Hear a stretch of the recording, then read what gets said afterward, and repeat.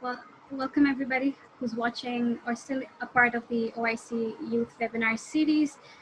In this series, we talk to certain scholars. We talk about issues and challenges and discourses that are relevant to the OIC geography. And so this episode is no exception. I am Rutaba Tariq. I am the country coordinator for Model OIC. I work with ICYF, and this webinar series we're doing in conjunction and support by ICYF-ERC. And I'm grateful for them for supporting us for the webinar series, and I'm grateful for the connections we're making as a result of this webinar series. And the guest we have with us is equally important. But before I move on to him, I want to talk to you a bit about the episode at hand. We're going to talk about majoritarianism and the fear of other, the case of modern India and Islamophobia. And with me on that topic speaking is Dr. Muqtedar Khan. Dr. Muqtedar Khan is a professor at the Department of Political Science and International Relations at the University of Delaware. He researches and teaches Islam, governance, and international relations. He earned his PhD in International Relations, Political Philosophy, and Islamic Political Thought from Georgetown University in May 2000. He founded the Islamic Studies program at the University of Delaware and was its first director from 2007 to 2010. He's currently a non-residential fellow at International Institution of Islamic Thought. He was a senior fellow at the Center for Global Policy. He was also a fellow at the Institution for Social Policy and Understanding from 2001 to 2016. He was a senior non-resident fellow with the Brookings Institution, a fellow of the Al-Walid Center at Georgetown University, and he's the president. He's been the president, vice president, general secretary of the Association of Muslim Social Scientists. He's had many publications, but among his most prominent has been Islam and Good Governance, the Political Philosophy of Islam, and he's written for Daily Times and is very frequent on TV for his political commentary. It's an honor to have him with me. Thank you and welcome to the webinar series, Dr. Muqtedar Khan. Thank you for having me. I'm absolutely delighted to speak to all of you. Right. The topic at hand is very important and pertinent to the region that we belong to, my team belongs to. This is of interest to us personally as well. Since BJP came into power in 2014, we've seen the Indian community change, right, in a lot of ways. What was seen as the hub of democracy and pluralism and secularism has now been put under question and under a microscope, or whether that continues to be true in the Indian society. And a large part of that question has risen from the fact that there's a rising Hindu nationalism, and together with this, a hate for Muslims, which we can term as Islamophobia. So I want to start this episode by posing a rather simple, if we can call it simple, question, which is, what is Islamophobia to you? And are we still contesting what it means? Well, Islamophobia is a recognition of the fact that there are people, there are institutions, and there are practices in certain societies which manifest irrational fear of Islam and Muslims. So, for example, to assume when you see a name Muhammad, to automatically assume that this person has certain qualities, that this person, because he or she is a Muslim, is going to be anti-science or narrow-minded or an extremist, etc. When you make these false assumptions or stereotypical assumptions because somebody is Muslim, then it is Islamophobic. So there is a recognition, at least in Western societies, this idea came about in early 1990s in UK, that there was a systematic bias against people who were Muslims because of their name, and the bias was against them because of their religion. So even though you don't know a person individually, you distrust the person, you discriminate the person, you do not recognize the individual worth of the person and put them in a box which has all negative labels attached to it as backwards, irrational, religious fanatic, etc. So that is Islamophobia, and sometimes it takes a structural form. So it becomes very difficult for Muslims to rise in bureaucracies, to get jobs in government places, or in the police, or in the security services, etc. So there is a recognition that there is a bias against Muslims within the societies. However, there are also these arguments coming from people who feel that whenever they criticize Islam, they are accused of being Islamophobic. So, for example, if I were to say that Imran Khan is not a good prime minister, and let's say I'm not a Muslim and not from Pakistan, then it's not because I'm Islamophobic, especially if I can say that his policies A, B, and C are not good policies. However, if I say that Imran Khan is not a good prime minister because he's a Muslim, then that becomes an Islamophobic statement. So Islamophobia is, the assumption is that it's an irrational fear, that there is no basis for that fear. However, in the last 20 years, with the rise of Al-Qaeda and ISIS, terrorism in Europe particularly, and a lot of violence by Muslims all over the world, there are lots of people who feel that their fear of Islam and Muslims are legitimate. For example, societies which fear that if Muslims become a political force, then they will impose the Sharia on them.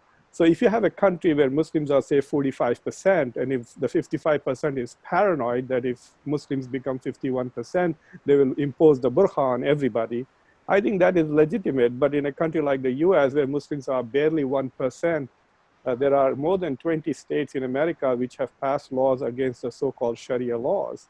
That is Islamophobic, because it's, you know, I sometimes say jokingly this, America is nearly 70% Christian, and they can't impose Christian laws such as forbidding gay marriage and forbidding abortion in America. Then how can Muslims who are less than 1% impose all of the Sharia law over America when they can't do that in their own societies? So that is where Islamophobia is. There's clarity, there is more complications because of race issues, right? So in Europe in particular, since Muslims tend to be of darker skin, there's a racial element also to Islamophobia in Europe and Western countries. That may not be the case in racially homogeneous countries like India, for example, where both Muslims and Hindus belong to the same racial and ethnic group. So there is that additional dimension of racism. But right now, there is an acknowledgement that there is Islamophobia. Joe Biden, who is contesting for presidency in the United States, just issued a statement last week criticizing Donald Trump for hiring 2 Islamophobes in very prominent positions in the government. So nobody is questioning that there is such a thing as Islamophobia, just as we are debating what is anti-Semitism, you know, whether legitimate criticism of Israel is always anti-Semitism, or there is a difference between criticism of Israel and being anti-Semitic. There is also this debate about distinguishing between legitimate criticism of Muslim actions and maybe even Muslim values as opposed to being Islamophobic. Right. So as you explained, you kind of made a distinction between the fact that, you know, there's legitimate criticism and then there's just plain phobia. Do you believe there's an acceptance among the general public about that distinction, or are we still confused? And so we're conflating our phobia by presenting it as legitimate criticism in general public. So these things are evolving very fast, right? What is politically correct and what is not politically correct, what is acceptable criticism. So if you say a colored person, it can be racist, but you have to say person of color, then it is okay, right? So you have to learn the language to speak. So sometimes people may not be familiar with what is correct at the moment and may say things which can be construed as Islamophobic, xenophobic, or anti-Semitic. However, when President Trump stands up and says, I'm going to institute a Muslim ban, there is no doubt about it that this is an Islamophobic statement, right? Especially since he is not instituting an Islamic ban. He didn't ban all Muslim countries. He just picked and chose just 6 or 7 of them. So increasingly, people are beginning to understand this, but the subtleties are obviously debated in the media, in op-ed pages, and also in universities, in research, when you try to classify certain texts or certain practices as Islamophobic or not. And usually these discussions follow an Islamophobic episode, you know, like when a newspaper publishes a cartoon mocking Prophet Muhammad, peace be upon him. Is it legitimate criticism of Islam, or is it Islamophobic? Because one aspect of Islamophobia is not just fear. I mean, actually, the word Islamophobia is inadequate to capture what we are talking about. It is not just fear, it's also hatred and contempt, to look down upon a people and their beliefs.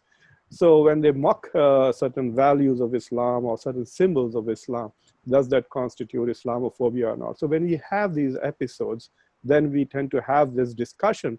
But I think people are becoming more and more sensitive to this issue. In 2005 or 6, I held the first conference on Islamophobia in the US with US government. And the US government denied that there is such a thing as Islamophobia. Now the US government prosecutes people for Islamophobic acts, especially the Department of Justice has a whole section that deals with hate crimes against Muslims. The FBI now maintains a record of hate crimes against Muslims. They did issue a statement saying since the election of President Trump, hate crimes against Muslims have gone up by 67%. So there is a statistical way in which we can even measure the rise and decline of Islamophobia in society. Interesting, because the sketch that you've drawn so far, again, it's very centered towards the Western Hemisphere. So I want to move towards back to our region, which is, talk about Sure. South Asia, particularly in India. In India, now that we talk about it, people don't really see, because they see Muslims as making the very fabric of the community. Nobody thinks about Islamophobia existing over here in this region. But the fact of the matter is, there have been a rise in hate crimes in India. And that has been very specifically targeted to Muslims and obviously other minorities. For example, Dalits are not safe, for example. But to Muslim, in our conversation, because it's centered around Muslims, I'm going to keep it there. In the context of the Indian society, in the modern state, where do you see Islamophobia standing? Is it because has it emerged because of the BJP, or did it exist even before BJP came into power? See, before I answer that question, I just want to point out that even Muslims can be Islamophobic. You should recognize this. Let's say you are an editor of a newspaper and you're trying to hire a new journalist or a television anchor. And if a woman walks in wearing a hijab and you automatically discount her because of the hijab without looking at her credentials or competence, then you're being both sexist as well as Islamophobic, I think. And one of my students did an intra-Islamophobia dissertation looking at the treatment of Ahmadiyyas in certain Muslim countries, especially Indonesia, as Islamophobic. See, the election of BJP in 2014 did not begin Islamophobia or negative sentiments about Muslims in general in India. It is a consequence of already a very anti-Muslim sentiment taking root in India. It is very funny that nearly 70 years after the partition, when partition happened, Pakistan chose to be a Muslim country, whatever form. It wanted to be a homeland for Muslims, but Indians chose to be a secular homeland, a homeland for Muslims as well as other people of other religion. And I think there were more Muslims in India than in Pakistan at the time of the partition. But now there seems to be a segment of the Indian society which basically wants to become a Hindu Pakistan, a homeland for Hindus. And some of the rhetoric that Israel has, that there are 55 Muslim countries, but only one country for Jews, a similar rhetoric is now being used in India to say that there are 55 countries for Muslims, but there is only one country for Hindus. So why can't we have a Hindu country? Actually, for a while, there was a Hindu country, which was Nepal, for a long time. So, but if you go all the way back to the 1920s, there were instances of Islamophobia and this argument that Muslims and Hindus, this two-nation theory, that Muslims and Hindus constitute two different nations and probably cannot live together, was the beginning of what you could call clearly as resentment against Hindus by some Muslims who feared that they could not live under Hindu rule and Hindus resenting Muslims. So there was, with the rise of the Arya Samaj movement in the 1920s, the formation of RSS, the assassination of Gandhi, you can see the rise of Hindu nationalism, but it was a very tiny force limited to a very limited group of people who did not have significant influence. The turning point was something called the Rath Yatra in the 1980s, when Advani took a chariot all around the country collecting bricks in order to demolish the Babri Masjid and build. So the momentum to destroy the Babri Masjid is in conjunction with certain television programs like Ramayana, which was being aired, all of these kind of created an increased awareness of Hindu identity and the desire for Hindu nationalism. And so after 1986 onwards, you can see the rise of both RSS and BJP as spokesperson for a desire among a large number of Hindus to create a Hindu civilization, a revival of Hindu civilization and a Hindu nation. And it culminated with the victory of Modi. 2014, Modi promised good governance. India was rising high, the economy was doing well, India was being recognized as an emerging leader worldwide. So there was a lot of feeling good about India shining. That was a campaign that Modi was running in those days. However, the 2019 Modi is an entirely different. This is hardcore Hindu nationalist with a backing of a significant, maybe 30% of the country, like Trump has a significant following no matter what it does. I think Modi and BJP have a segment like that, about 32% in India. It doesn't matter if the economy is bad, it doesn't matter if hundreds of thousands of people will die from COVID. As long as you're doing something horrible to Muslims, they will support. So there is this very anti-sentiment. And a lot of that also has to do with the creation of Pakistan as a separate nation. They feel that Pakistan divided India, and so Muslims are responsible for breaking India into pieces, the several wars.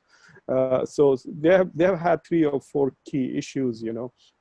One is Pakistan, the other is Kashmir, the third was the Babri Masjid. So they have kind of achieved one goal. They have also now changed the constitutional status of Kashmir. So Hindutva has achieved 2 of its goals. The third goal is obviously expansion of India to reclaim the old things that will require a nuclear war. And I'm not sure they're going to go that far, but we will continue to use these things to win elections. There's also the desire to suppress the Muslim vote. Muslims constitute about 15 to 18% of the Indian population. And one way to suppress the Muslim vote so that the Hindu parties continue to win is to demonize Muslims, disenfranchise them, etc. It's interesting. You talked about Islamophobia in India. It has, you know, roots far before BJP came into power. I'm interested in knowing where we can make that distinction between Islamophobia existing in the society and at the state level, right? Because all of these examples that you're talking about, these are organizations, these are collectives, you know, these are political parties, or political representatives. And so they're like machineries, institutions, right? But on the other hand, we've also been grown up to see India as a secular, pluralistic society, community, whereby there's a lot more tolerance at the grassroots level. Do you believe that's true? Do you believe Islamophobia has emerged from ground up, or do you think it's been manufactured from top down? So there is, you know, the picture is very complex.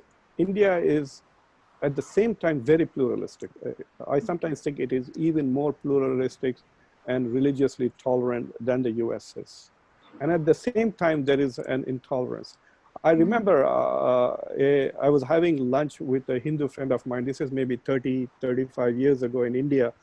And we were just talking about movies and plays, etc. And then I said something about, at that time, BJP was a very small party.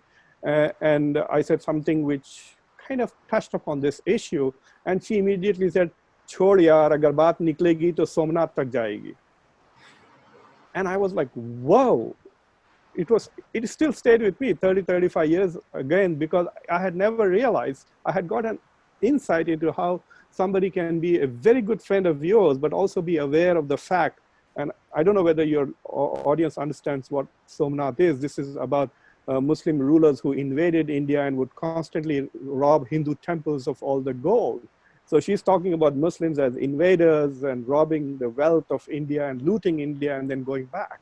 So she didn't want to have a conversation like that. So you could have both at the same time, right? An awareness that historically injustices may have been done, and yet to be friendly at the same time.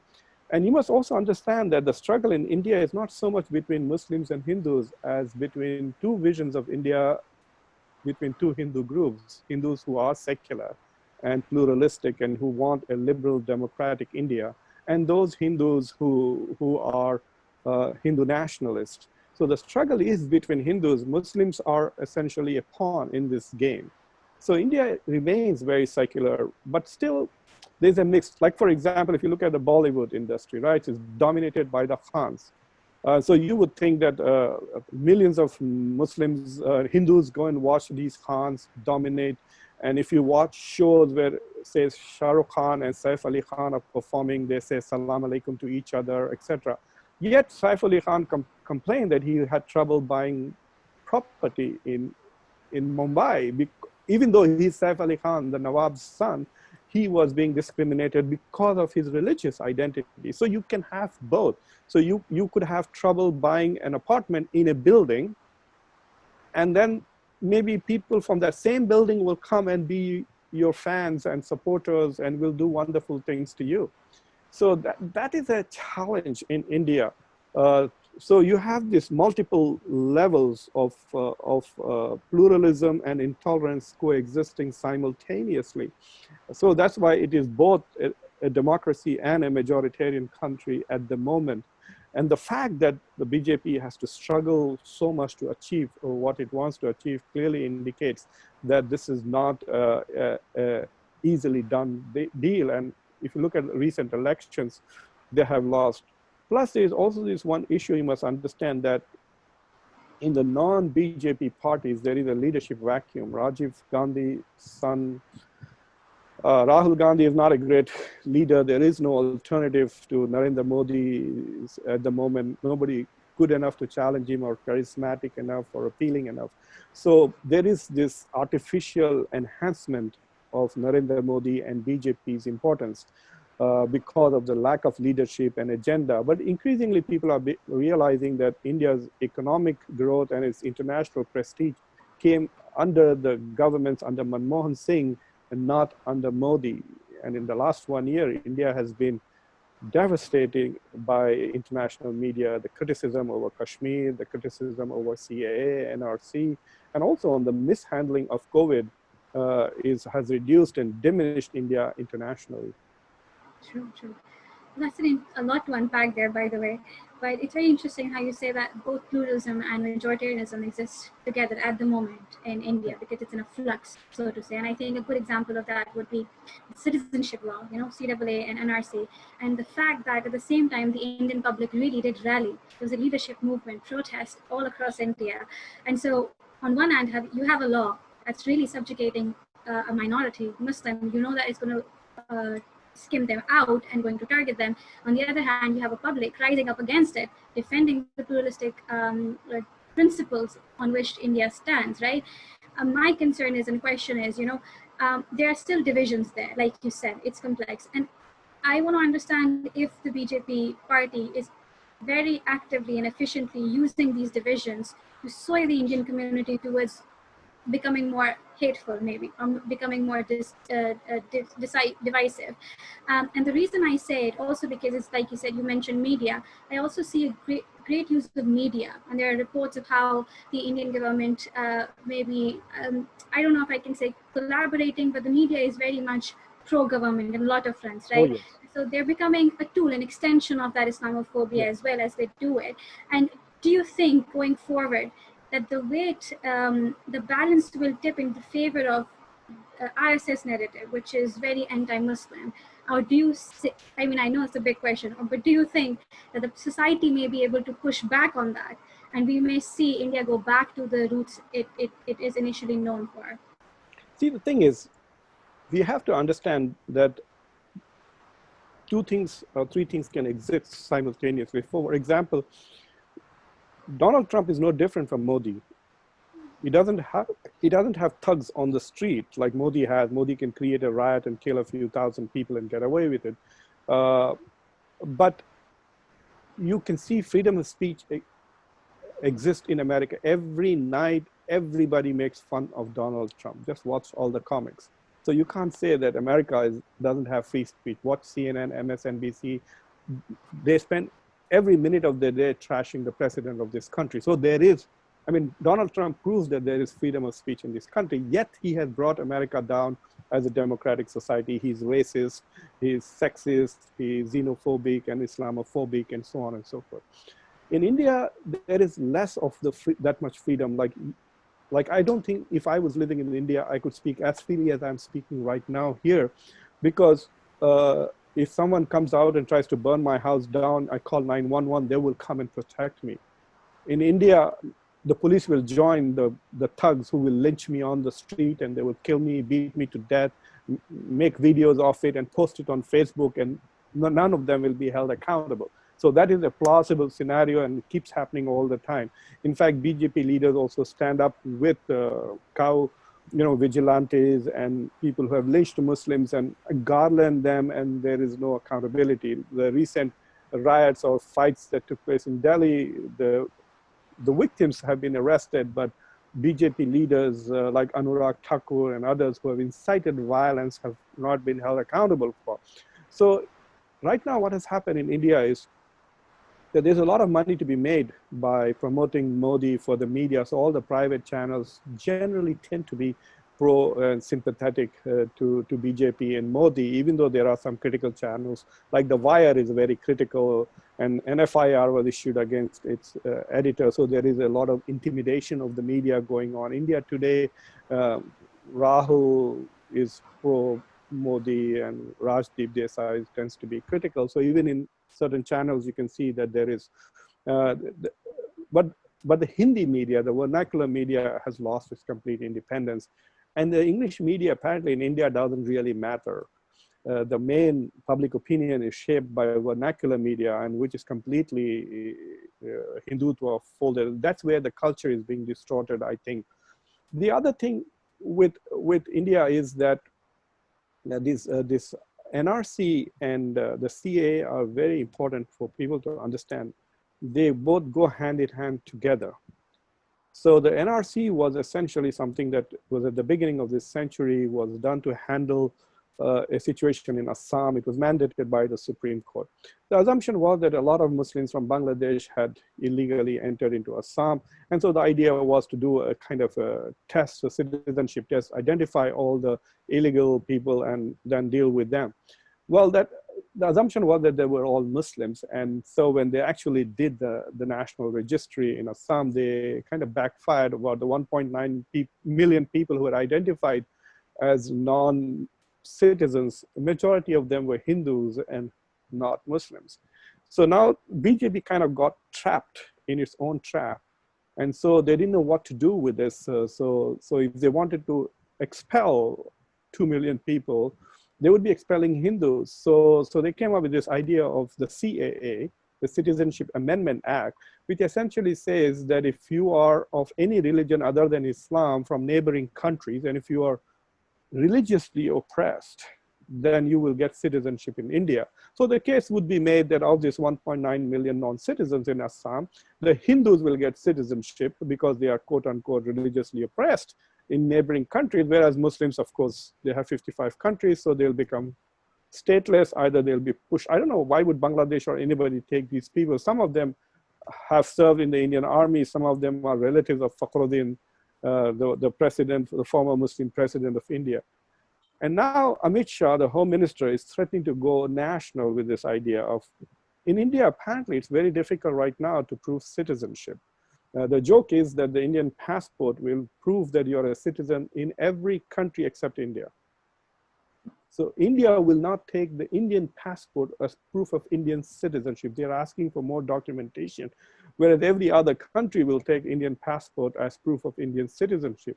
So it is going to become very difficult for the poor and people who are not plugged into the formal economy to prove their, getting a birth certificate can be a huge challenge in India. So the idea is that to label a large number of Muslims as non-citizens, and so that even if you don't expel them, you will reduce their voting capacity. So reduce it's like a voter suppression exercise. Plus, if the economy is not doing well in 2014, the next election, Modi can say, "ठीक है, economy ठीक नहीं है, सेहत ठीक नहीं है, सब खराब है, लेकिन मैंने मुसलमानों की जिंदगी तो हराम कर दी, vote for me." And CAA, NRC, and by the time the Ram Janma Bhumis, the temple will be kind of ready for his next election. So part of it is politics, part of it is is a Hindu nationalist agenda, and in order to promote that agenda, they are fostering hatreds towards Pakistan as well as India. I suspect that if Pakistan was not a nuclear state, India would have invaded Pakistan. And because they can't invade Pakistan, they take out their anger, frustration, hatred on Muslims in India. Very interesting perspective. And all that you've talked about, it really does kind of sketch a scary picture, because we now understand that the scope of Islamophobia or the anti-Muslim rhetoric is very strong. In a lot of ways, I think it's safe to say that it is institutionalized, right? Because of the revocation of the Article 370, the fact that CAA and NRC are passed, the fact that sitting members... You can call it state-sponsored Islamophobia. Yes, exactly. That's a good way to put it. It's state-sponsored Islamophobia, and so that gets immensely scary because state has all the power, and so the actions that they take could be widespread, right? So I want to talk about the implication of institutionalized Islamophobia in India. How widespread or rather horrible do you see it becoming? Because it's this, like you said, it's state-sponsored Islamophobia. It depends. It varies geographically, right? So if you're living in Hyderabad, it's not as much of a serious problem as say you're living in UP, because the leadership is BJP and you have a really rabid criminal who's the chief minister of UP, Aditya Yogi. It's like, you know, getting somebody from ISIS and making him governor of your state. So in this, I mean, these are people who are trying to destroy even the Taj Mahal. They are threatened to destroy the Taj Mahal or things like that. So these are vandals and they're proud of it. Their idea is, see, one of the agendas of Hindu nationalism besides is to erase Islamic and Muslim identity and presence.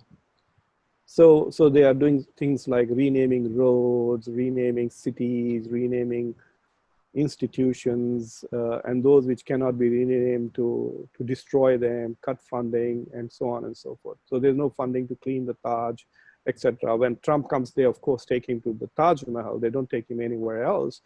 But nevertheless, they are trying to do this. So there is an attempt to erase Muslim identity, and at a minuscule, even at tiny places. So for example, I was reading an article where, let us say that a Hindu and a Muslim would like to get married.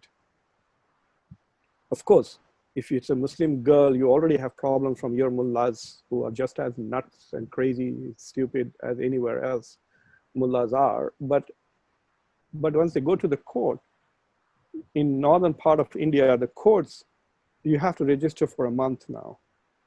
And after a month, you can get married. So when you go and give your address, your home address and your name, these people in the courts are then calling gangsters like Bajrang Dal, which is a Hindu nationalist militia.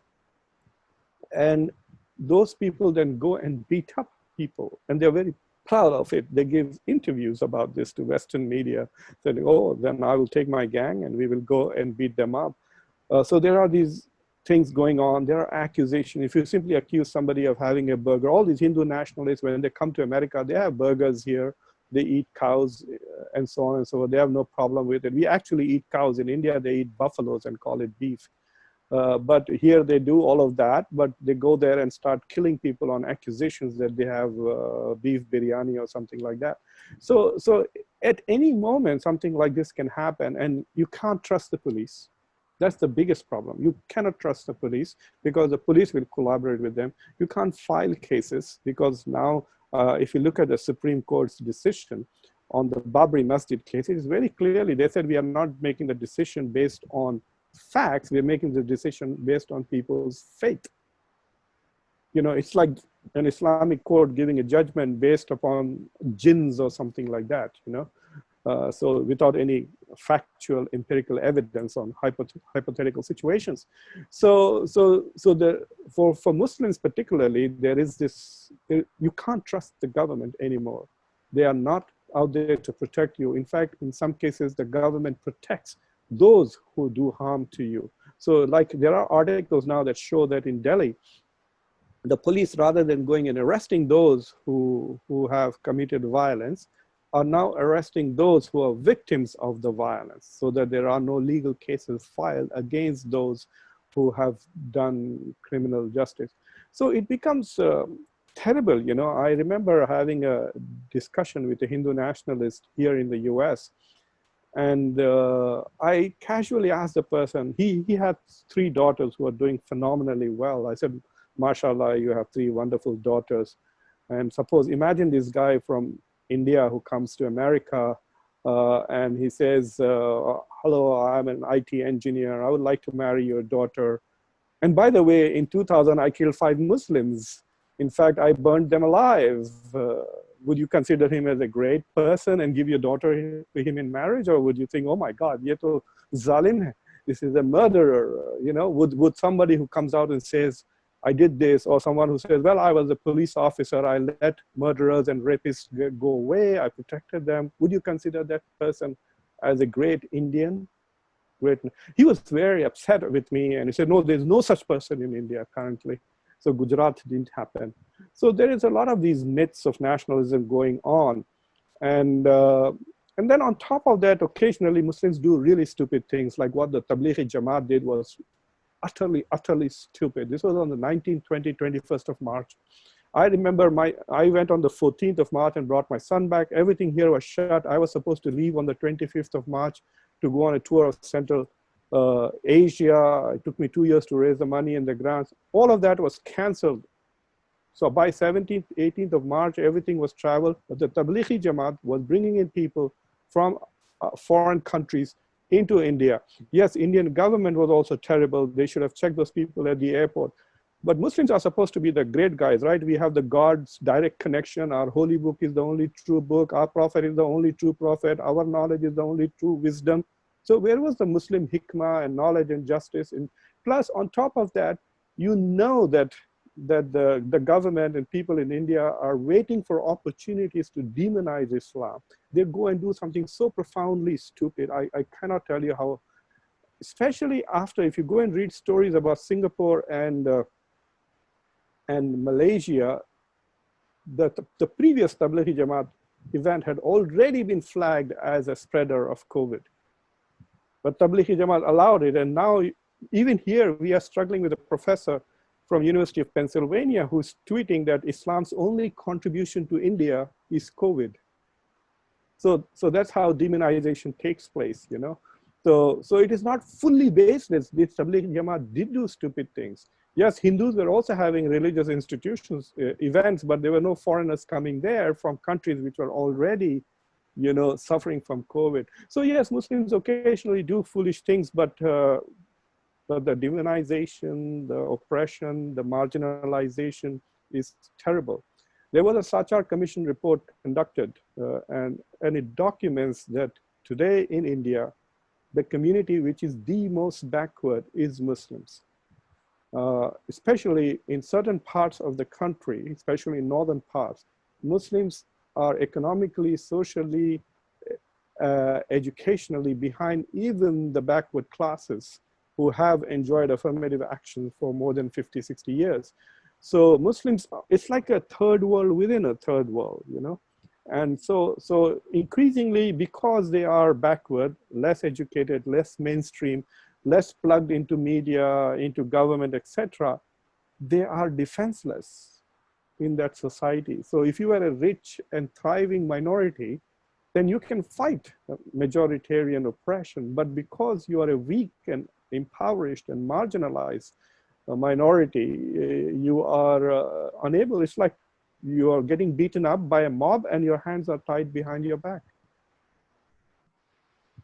So I'm also interested in understanding whether what's happening in India currently could lead to mass persecution, you know, because especially when we talk about Kashmir, the MO is very similar to what Israel has done over the years vis-a-vis Palestine, you know. For example, in Kashmir, after the revocation of the article, it's one of the most heavily militarized zones of the world, you know. Some people call it an open air prison because there's so many people that's just trapped there, so there's no movement. And very recently, they came up with a domicile law that would allow a lot of mainland Indian going into Kashmir and buying land over there and becoming citizens over there and buying land. And that was something that was initially protected to the Kashmiris. They did not want any mainland Indians coming in and changing the demographic. So there's a change in demographic as well. And then at the other hand, you see news about detention camps being made. And so you have these comparisons being made to what happened at the Holocaust happening right now in India, which is where the comparison of Hitler with Modi comes into play, right? Is a possibility that we may be seeing Islamophobia being used towards mass persecution against Muslims in India? See, there are fears and there are facts, right? So for example, I'm willing to bet that in the last 10 years, more Muslims have been killed by Muslim extremists in Pakistan than Muslims have been killed by Hindu extremists in India, without doubt, right? So we have had 2 or 3 big episodes. One was Gujarat, where anywhere between 1,000 to 2,000 Muslims were killed. Utneto in few Jumas are taken care of in Pakistan. So in terms of deaths, it is not on the same levels that we are talking about. In terms of Kashmir, Kashmir is a slightly complicated issue because of the Pakistani involvement, cross-border terrorism, etc. A lot of anti-Muslim hatred is also generated because of things like the Mumbai episode, attack on the Indian parliament by Pakistani terrorists. So the Kashmir issue becomes even more complicated because of the border issue. So for example, I don't know, but can you go and buy property in Azad Kashmir? I haven't searched, I have to look it up. I think you can, right? So the argument is, if this part of it is part of India, why can't? If Kashmiris can buy property in Mumbai, why can't people from Mumbai buy property in Srinagar? So that is an interesting question. We see, the problem is Muslims want to have it both ways. We want India to be a secular democracy which treats everybody under the equal law, and then we want exceptions, such as Muslim personal law, where we want to have 4 wives and so on and so forth, right, in India. So that is a challenge, really. But the Kashmir thing is going to get problematic because the Hindu nationalist agenda is essentially to eliminate the Muslim majority of Kashmir, which they have kind of done by dividing the state into Ladakh and Kashmir, making a union territory and controlling the state directly, essentially eliminating all the conditions under which Kashmir had joined India. So India is in a violation of some of this from an international law perspective. They have now encouraged rich businessmen. So it is quite possible that a lot of rich people who are non-Kashmiri Indians will go into Kashmir and buy property. I am not opposed to this idea in principle, because if it is part of the country, it's part of the country. You see, if Kashmiris can buy property in Assam, then Assamese should be able to buy property in Kashmir. Why keep it separate? There has to be a peaceful solution. It is untenable that India maintains 600,000 to 700,000 troops there. It is a continuous occupation, etc. It is troubling, and I think that if the international involvement were to reduce, there could be some resolution. I don't have a magic solution to the problem of Kashmir, but I do fear that in the near future, it is quite possible that there will be a massive act of killings against Muslims in India. There is coming a big episode. And unfortunately, Indian Muslims are not protected by anybody. The only country that is supposed to protect them is India, and it's not doing a great job. You know, I was horrified. See, Modi is this great hero of India. Modi has not won many Indian awards, but he has won more awards in the Muslim world. Yeah. You know, Bahrain and medals from Saudi Arabia, etc. Look at the vote for India becoming part of the Security Council. Muslim countries voted heavily for, I think even today, Modi might get more votes from OIC countries than Imran Khan. in the UN forum. So there is no international protection for Indian Muslims if the Indian government gets tough on it.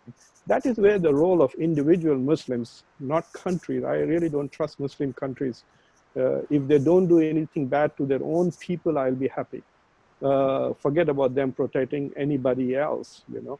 But Muslim civil society institutions, leaders, organizations like yours, etc., raises awareness of these marginalized people, like Muslims in India, like Uyghurs in China, like the Palestinians if their property and lands are annexed formally. So continue to recognize that war crimes are being committed, human rights crimes, crimes against humanity are being committed against Muslims. But in order for us to be credible, in order for us to have a significant voice on international relations, we can't look the other way when Muslims are also doing the same thing. So when Muslim countries violate civil rights, when Muslim countries violate human rights of people, when Hindus are not allowed to practice religion in Saudi Arabia or other places where they live, then we can't turn around and say, we want Hindus, India to be a better country than every Muslim country on earth. You know, that's what we want, right? We want Hindu India to be a better country than every Muslim country on earth so that Muslims in India may enjoy religious freedom and so on. So this is a very hypocritical position. So Muslims will have no credible voice internationally when human rights crimes are committed against them if they do not stand up for things. And in the West, it's far more complicated because some Muslim groups are now advocating against the rights for people with alternate lifestyles. So they are against LGBTQ, they are against transgender groups, they tend to be intolerant of even to some extent of the gender issue is not such a big issue now, but still in certain areas, there are very conservative Muslim groups. And these groups, when they stand up for against Islamophobia, it doesn't sound credible at all. So if Muslims are going to become a force for civil rights and for religious freedoms everywhere in the world, then they have to be that. Otherwise, we are going to be victims only. True. When I talk about OIC in particular, you're right that some of the highest awards conferred to Modi came from these nations, from Saudi Arabia and Bahrain. But also, things have changed since then, especially at the turn of this year, especially last year, late last year. Specifically, what happened vis-a-vis the Gulf states, you know, there's an entire movement after COVID where the Indian society at large, the social media was blaming Muslim communities. And so Gulf states, they were tweeting about how this will not be accepted. And so the expats that were there over there were told they cannot be involved in hate speech. And a lot of them were actually terminated, sent back home. And so the Gulf states are really reacting. And that's a change. And so a lot of people are saying it's that not the states. It's not the state. It are some individuals. There is one princess in the Gulf who has made strong statements against Hindu nationalists speaking out.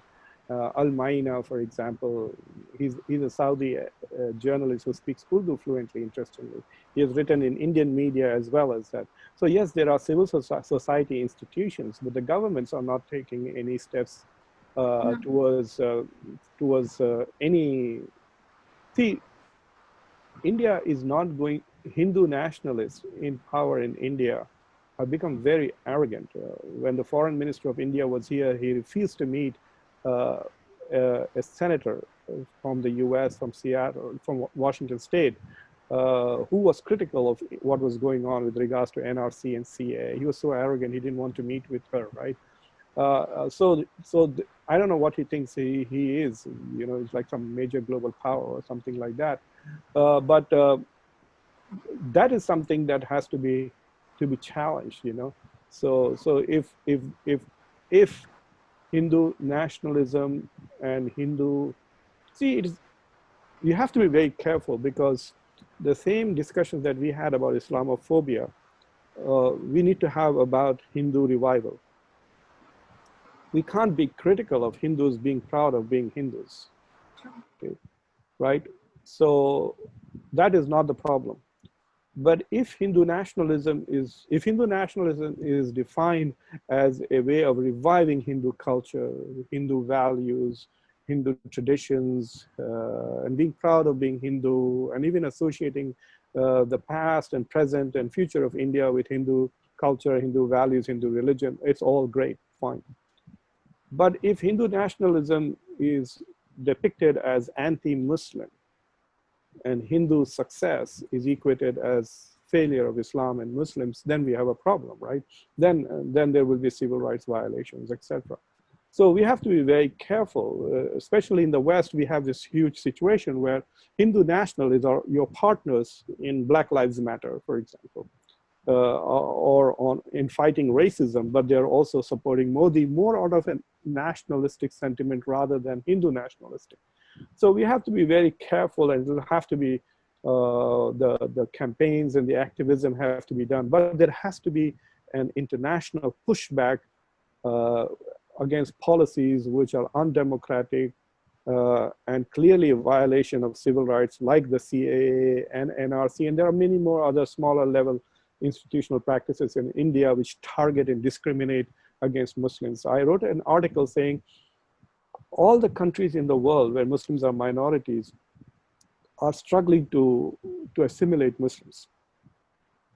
India is the only country where it's trying to disintegrate them, where they're already so well assimilated. This is the only country which is successfully assimilated its Muslim minority, and is now trying to kind of segregate them, isolate them, and de-assimilate them. And it is kind of an ironic situation.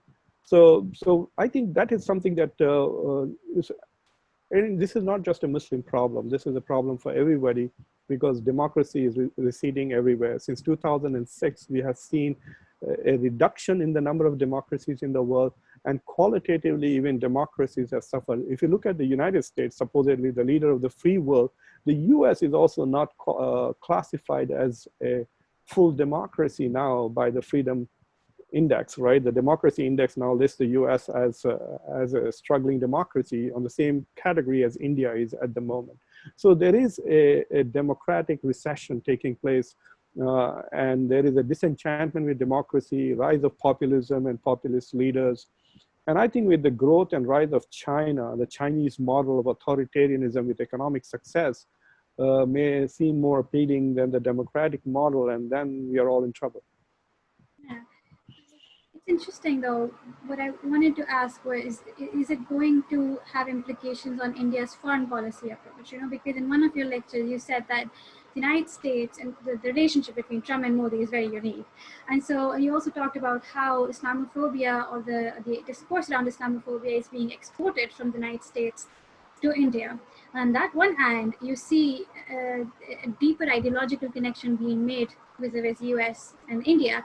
But on the other hand, even if it's just a civil society organization in the Gulf state, there's still something that's shaking the boat between India and the Gulf state. And you know, there are deeper economic and cultural and political ties between the Gulf bloc and India.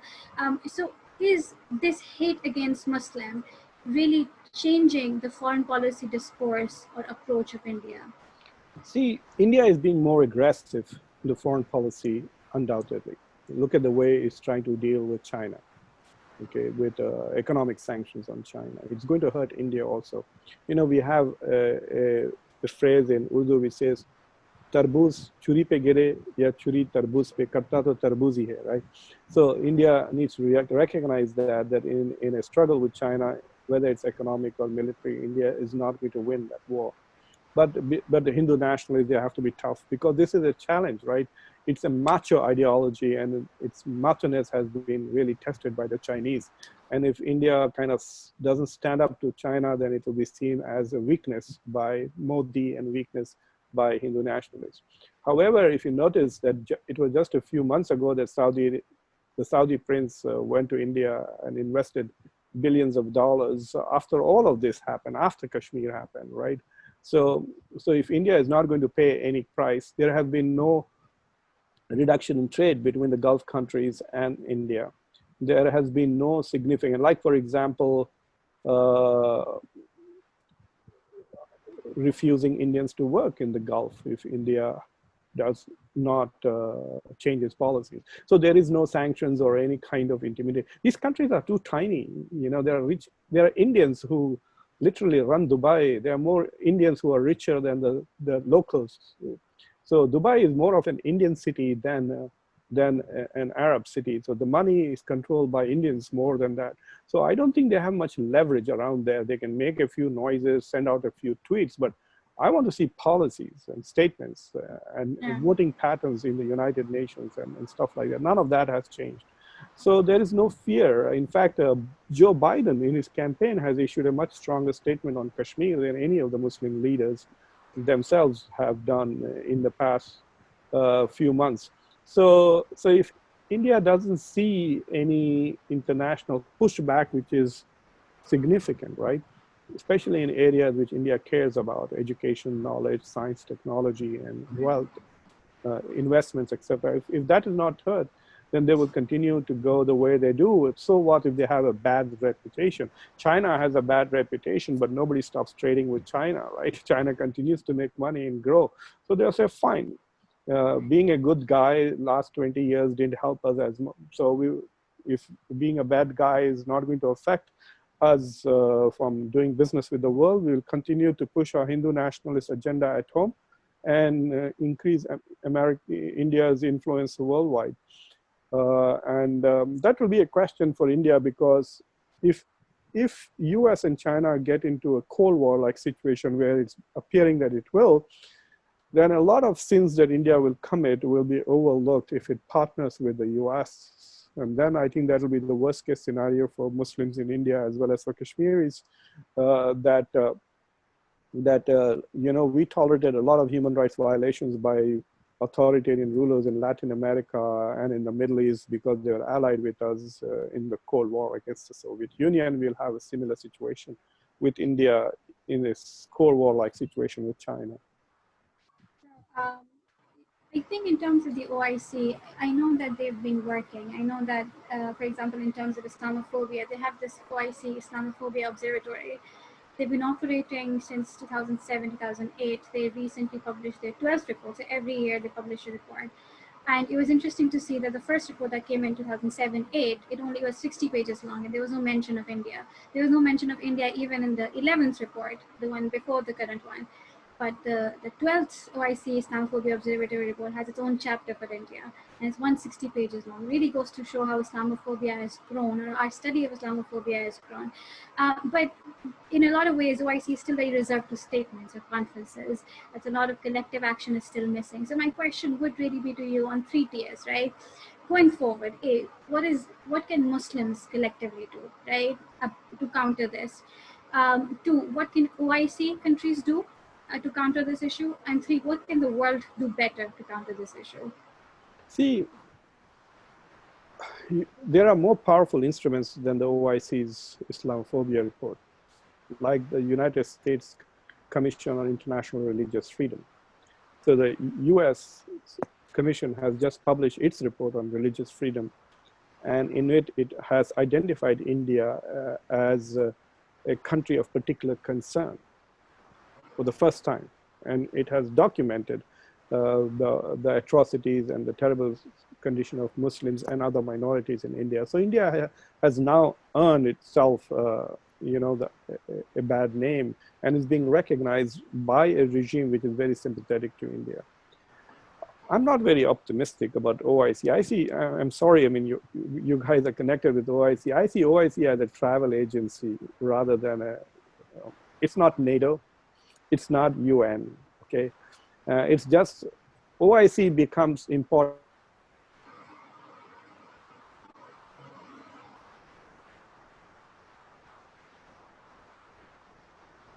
when Erdogan was chairman Turkey, they kind of they used OIC as a way to project themselves.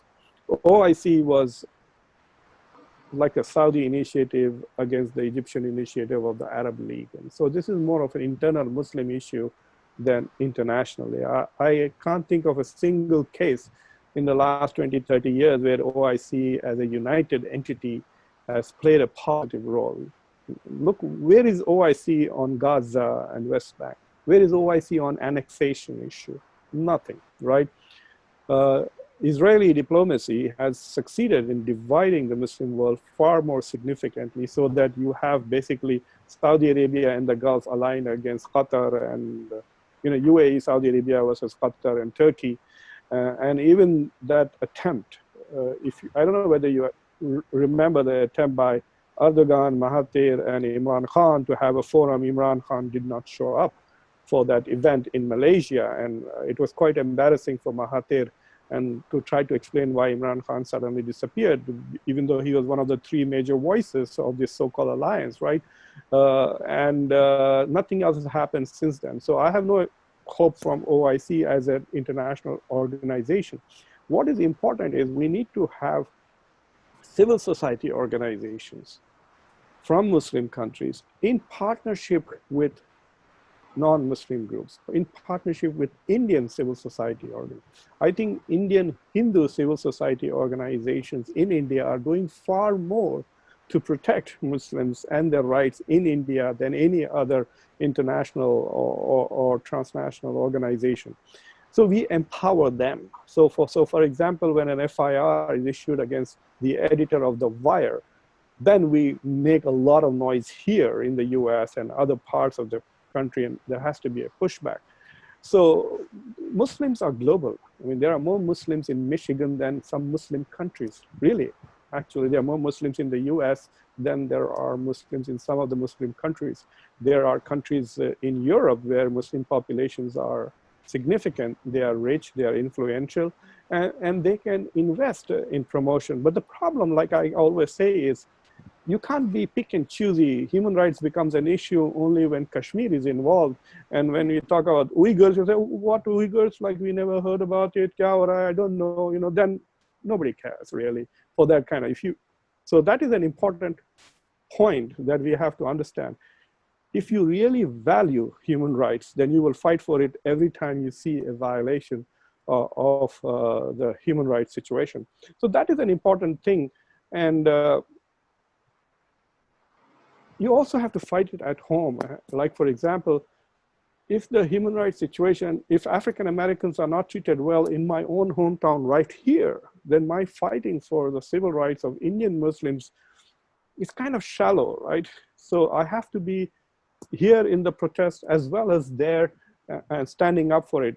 So that is an important part. Otherwise, the values of human rights, and these are not Western values. I also want people who are listening to understand the Quran says, "Karramna bani Adam." We have endowed the children of Adam with nobility. This is the Quran saying very clearly that we have endowed a human being with a certain dignity, and that human dignity cannot be taken away from them because God has endowed them with that. That is the basis for human rights in Islam and civil rights. And so we cannot disrespect any human being. Every human being is a Khalifa of Allah subhanahu wa ta'ala on earth. We are vicegerents of God, each one of us. Each one of us deserves to be respected and treated with the same dignity as you would treat any caliph on earth. And so Muslims have to be taught this. So it's not just about going from issue to issue, but there's also the need to educate our masses, our neighborhoods. I would be very happy if you conduct a human rights seminar, or even on this verse, a tafsir of this ayah. What does it mean to realize the fact that everybody has dignity, which means people can't die in poverty on streets. People cannot be marginalized. If people have conscience, they should have freedom of conscience, So some of these issues are very important for us. We have to, we are going through a phase where the respect for human rights is declining globally. And we have to fight against this global trend. So the way I talk about Islamophobia is, imagine Islamophobia as a poisonous gas that is entering into your house from somewhere. And once it enters, it will spread everywhere. So it doesn't matter where it is, it has to be fought everywhere. So whether it is Islamophobia in India, or anti-Semitism in Europe, or African-American or racism in America, these are all connected impulses. These are the ugly side of humanity, which has to be fought globally and simultaneously. Very true. That's very beautifully put. You can't be selective about human rights. If you pick a side, pick it. Because in Islam, we've always been taught this. Munafiqat, hypocrisy, is far, far, far worse than Yeah, being a non-believer, and that kind of shows you how uh, displeasing it is to God if you're a hypocrite. So one thing that we should not be, irrespective of where we're from, is a hypocrite. So we can't be selective with human rights. I completely agree, and that's a beautiful point to at least end our segment on, because I would love to continue this conversation. It's very enlightening to be able to hear from you, be able to pack such diverse diverse thought processes and nuances, whether it is in terms of how as individuals we behave, or whether how nations behave, or what the world can do, all at the same time. We do have some questions, but I want to take your permission if you want to take them and answer sure, them. sure. I'll be happy to answer. Sure. So I'm going to take two, I believe. This one is by Sajda. She said, I think last month there were many articles popping up on how this Islamophobia is trickling into Nepal now as well. All over the world, there's beginning this trickle down effect of Islamophobic hate speech, whether it be Yemen, Palestine, China. Is it not our duty as sovereign Muslim states to try to combat this rapid increase in anti-Muslim sentiments? I have never lived in a sovereign Muslim state ever. So I am 54 years old, Uh, 27 years in India, 27 years in the US. And when I left India, it never occurred to me to migrate to any of the OIC countries or other Muslim countries. America was the only place I wanted to go. And I'm happy. I'm very proud American. I think there are lots of flaws in it, but I think the American government systems is the best. I have been treated the best here. I've traveled in the Muslim world, and believe you me, I would rather live in America under Trump than any of the other Muslim countries today. Straightforward. Let's get that straight. So I don't know what Muslim countries think of themselves. They talk a lot about Islam and Muslims, but it's all lip service. Islam has been weaponized politically. They use it to gain legitimacy. In fact, every time a Muslim leader starts talking about Islam, it means that he's unelected. So let's take the example of Ziaul Haq. We try to impose all these Sharia laws, etc., hudud laws on Pakistan because there was clear illegitimacy about he was not elected, he was taken over through a coup, and he's tried to justify by waving Islam. So if you are governing well, so for example, if you're ruling for 2 years and you have successes to brag about, the economy is doing well, unemployment is down, people are safer, then you don't need God or anything else to justify you. You can say, look at my record. And so every time a politician starts using religion, then you know this, dal mein kuch kala hai. You should immediately assume there's something really fundamentally wrong here. So that is one issue. The other thing is that if you say I am supporting the human rights of people in this country only because they are Muslims, then you lose the rest of the world. And then it's not about human rights. It's about Muslim solidarity. You're being communal. So you will support the Muslims of Nepal, but not the Christians of Nepal. If they are oppressed, will you look the other way? And that's where you will lose the world. And so when you use the word human rights, then it is not meaningful.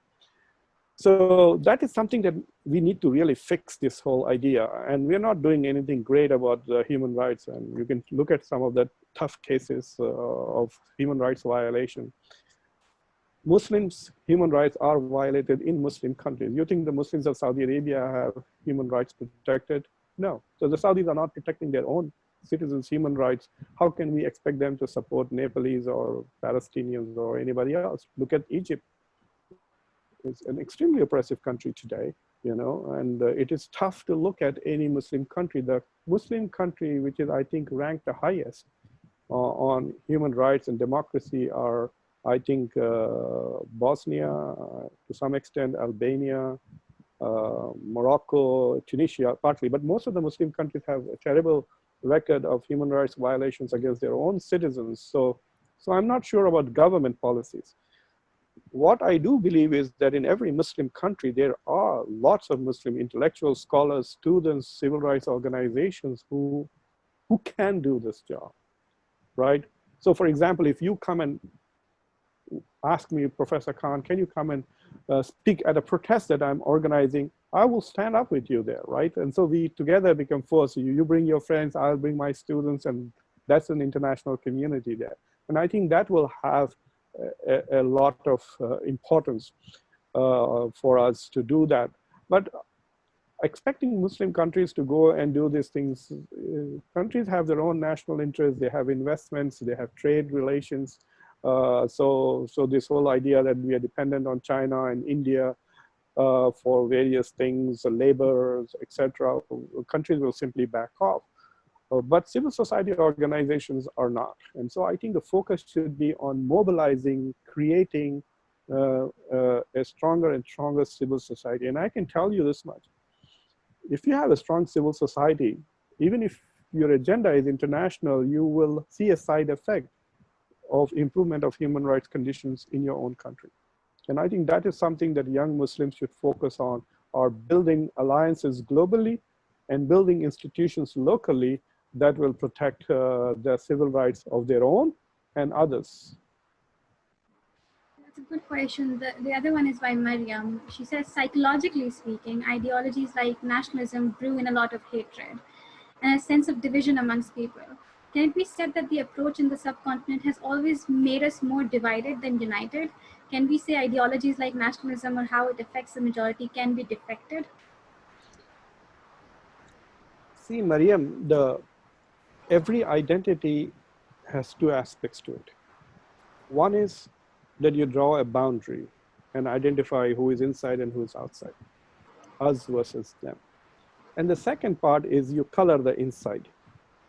Now, most people find it very difficult to provide substance to the self.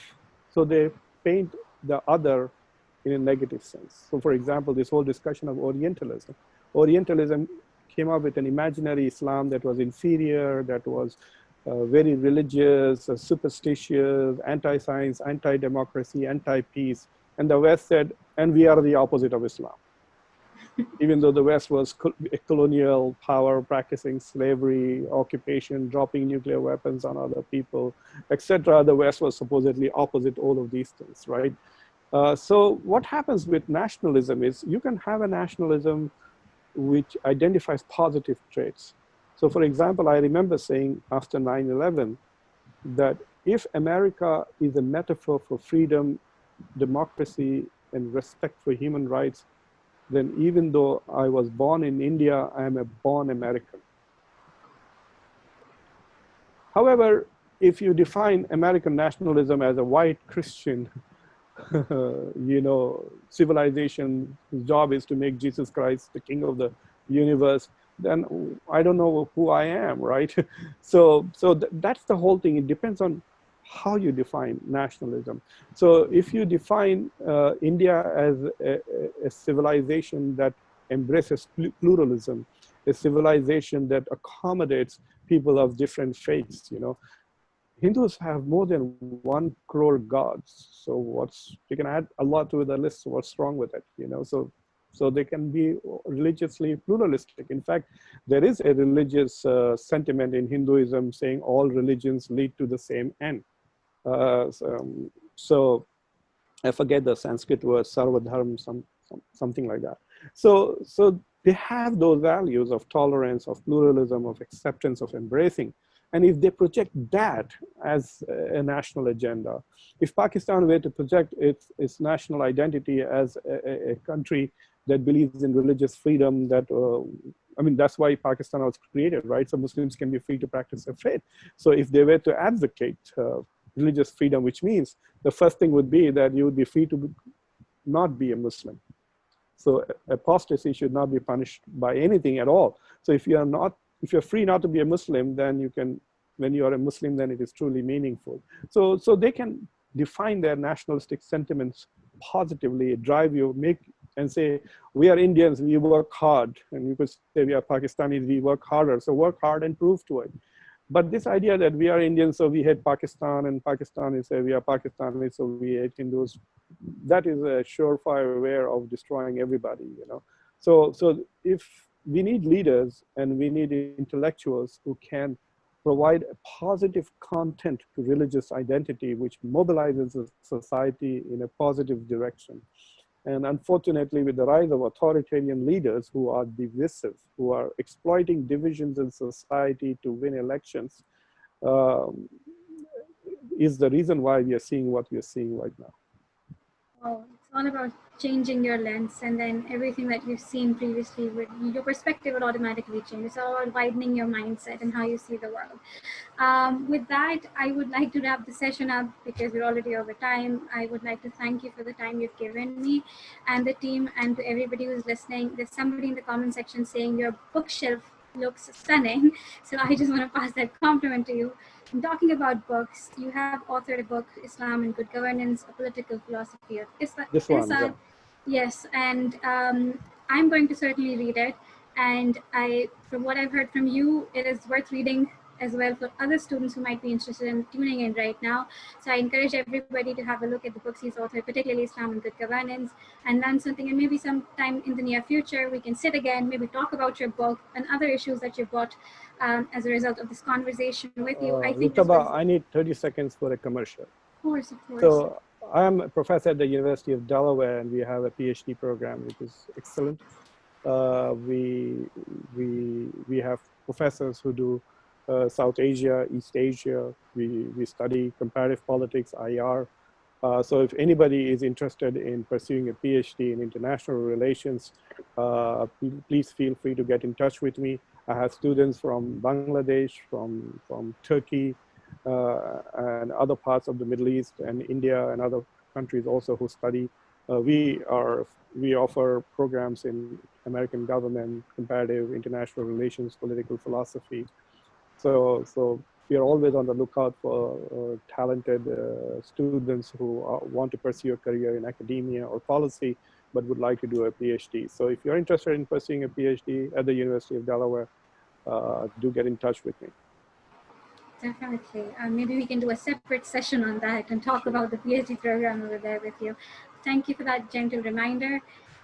Personally, I found the conversation very honest, very comprehensive, and I am definitely leaving with a lot more than I came with in the conversation. So I'm going to be thinking a lot about what you said throughout the conversation, and maybe developing my own ideas about how I see this region, how I see the Muslim community, and how I see myself in the broader context of the Muslim community, and what we can do to improve the conditions around us in our communities. Thank you But so I much. want to thank you all for doing this. This is very, very fantastic. This is exactly what I would like to see a lot more on steroids, you know, reaching out to me and asking me to do this is absolutely fantastic. And if you need any help in connections, etc., don't hesitate to ask. But I would like groups all over the world, young people, the future is yours. So take measures now to safeguard your future.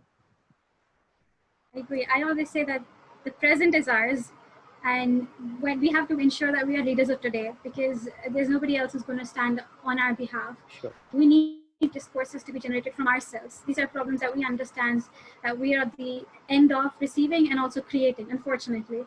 And so if we are not able to talk about these things, confront them head on, then there's not going to be a white man riding on a horse coming save us. That's not going to happen. And so thank you for those kind words. We are a small group of volunteers who does this. I would like that all the people who are listening, especially young people who are listening, pay heed to what you're saying, volunteer their time, work towards this, and this is how you're going to change the society and community in small groups. There's not going to be a large group of people all of a sudden standing everywhere. We have to sprout these changes in our homes, in our own community, with our own friends and families.